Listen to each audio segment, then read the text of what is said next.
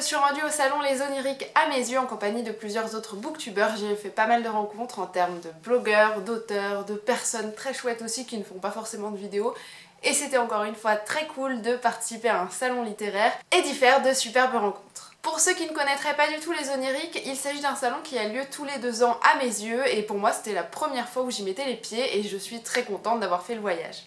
C'est un salon littéraire qui met en avant les lectures de l'imaginaire et vous aviez énormément de choix en termes de jeunesse, de lecture adulte, jeune adulte. J'y ai fait aussi de super découvertes, j'étais aussi très contente de retrouver certains auteurs que je connaissais déjà, soit parce que je les avais déjà rencontrés ou bien parce que je souhaitais le faire mais que je ne les connaissais qu'à travers leurs livres. En tout cas, c'était très chouette. Je vous laisse donc avec les images de ce salon et je vous retrouverai à la toute fin pour vous présenter les achats que j'ai fait au cours de ce salon parce que oui, j'ai encore une fois été très faible, mais les tentations étaient grandes partout.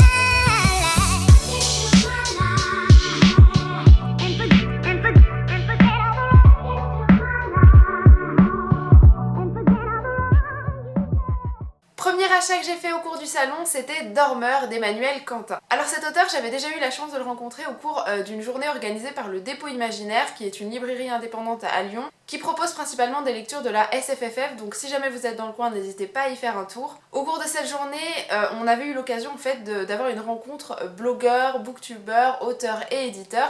Et du coup c'était l'occasion de découvrir plein de personnes et de découvrir plein de livres que je ne connaissais pas forcément. J'avais assisté à une interview menée par Treki de cet auteur pour présenter son livre et ça m'avait complètement tapé dans l'œil. Il m'en avait déjà parlé un petit peu en amont de la rencontre et franchement ça avait l'air génial. J'ai donc sauté sur l'occasion au cours du salon pour acheter ce livre-là qui me trottait dans la tête depuis un certain temps et depuis il a aussi reçu de très bonnes critiques. Du coup forcément mon intérêt qui était déjà bien piqué a forcément cédé et m'a forcé à l'acheter. Enfin c'était pas vraiment un couteau sous la gorge, j'avais vraiment très envie de le faire. Si jamais vous n'avez jamais entendu parler de Dormeur, on se retrouve dans un livre de fiction adulte. Il s'agit globalement d'un mélange entre un thriller et un roman d'anticipation, un petit peu de science-fiction, dont le résumé est hyper alléchant et vous allez vite comprendre pourquoi.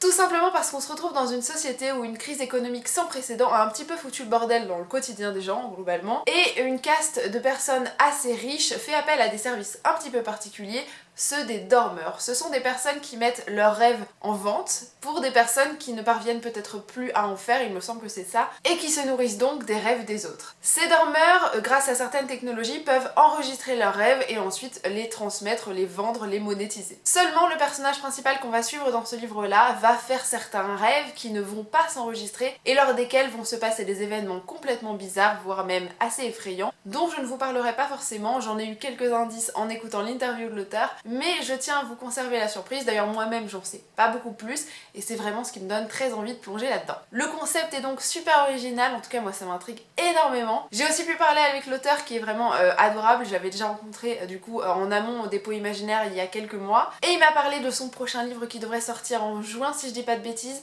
et qui a l'air génial aussi. En plus la couverture est sublime et si jamais vous l'achetez vous soutenez une jolie petite maison d'édition indépendante qui s'appelle Le Peuple de Mu et qui propose des lectures très alléchantes. Les Oniriques c'était aussi l'occasion pour moi de me procurer le 3e et dernier tome de la trilogie La Voix des Oracles d'Estelle Faye.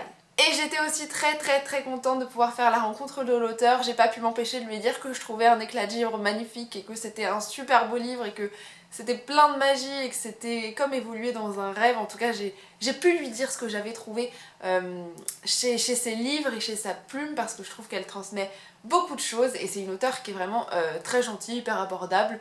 En tout cas j'étais très contente de pouvoir lui parler et si jamais vous avez l'occasion de la croiser un jour, et ben n'hésitez pas, elle est très gentille et puis je pense qu'elle sera ravie de discuter avec vous de ce qu'elle a écrit et de ce qu'elle aime faire. Pour ceux qui n'auraient jamais entendu parler de La Voix des Oracles, mais ça m'étonnerait franchement si vous êtes un habitué de la chaîne parce que clairement j'en ai parlé assez régulièrement. Vous évoluez au 5e siècle dans la Rome antique ainsi qu'en Gaule et vous y suivez le parcours de Tia qui est une jeune oracle. Elle a donc la possibilité de voir l'avenir et peut-être de se préserver de certaines choses. On assiste au tout début du premier livre à une tentative d'assassinat de son père et ça va mettre un petit peu toute l'aventure en branle parce que Tia va être un petit peu mise en danger par tout ça. Il s'agit aussi d'une époque où toutes les religions dites païennes sont un petit peu chassées par la chrétienté qui commence à s'installer et qui va forcément mettre en danger Tia puisqu'elle est une oracle et les oracles c'est pas franchement chrétien du coup.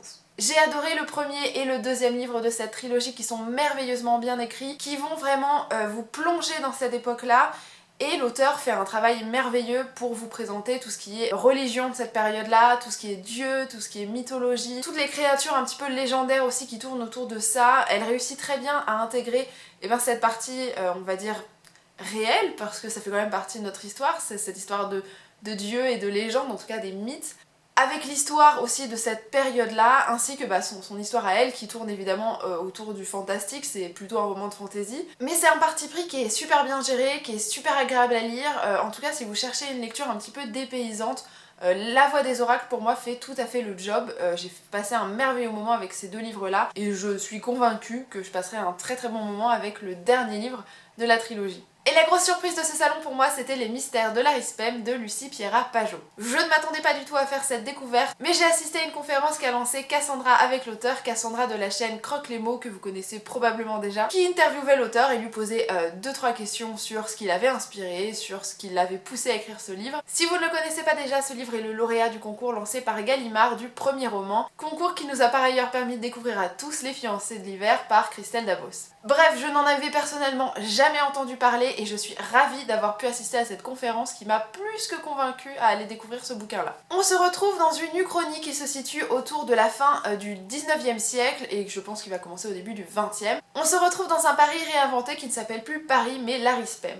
L'Arispem c'est devenu le terrain des communards qui ont un petit peu renversé la monarchie après la Révolution française et qui sont ceux qui gouvernent un petit peu cette cité-état qu'est l'Arispem. L'histoire se situant dans ce premier tome débute donc en 1899 et on y suit le parcours de 3 personnages différents qui sont tous je crois des jeunes adultes parce qu'il s'agit d'un roman jeunes adultes, qui ont chacun des parcours différents et d'ailleurs le parti pris de l'auteur c'était quand même de nous présenter un univers qui est complètement différent de ce que j'ai pu lire ou découvrir, en tout cas je sais que je vais être surprise par tout ça, parce qu'elle a réutilisé un langage que je ne connaissais personnellement pas du tout, qui est le louchébem, qui est le langage des bouchers, et les bouchers sont un petit peu les personnes qui dominent l'Arispem, ils font partie de la caste supérieure de ce monde-là. Et on découvre une jeune fille qui est apprentie louchébem, on va aussi suivre un jeune garçon qui est orphelin, je suppose orphelin de ces aristocrates déchus, qui va peut-être rejoindre apparemment une espèce de horde de rebelles qui voudrait renverser justement ce nouveau Paris. Et le parcours de Liberté qui est une mécanicienne hors pair, qui est aussi un personnage assez atypique. On évolue donc dans une société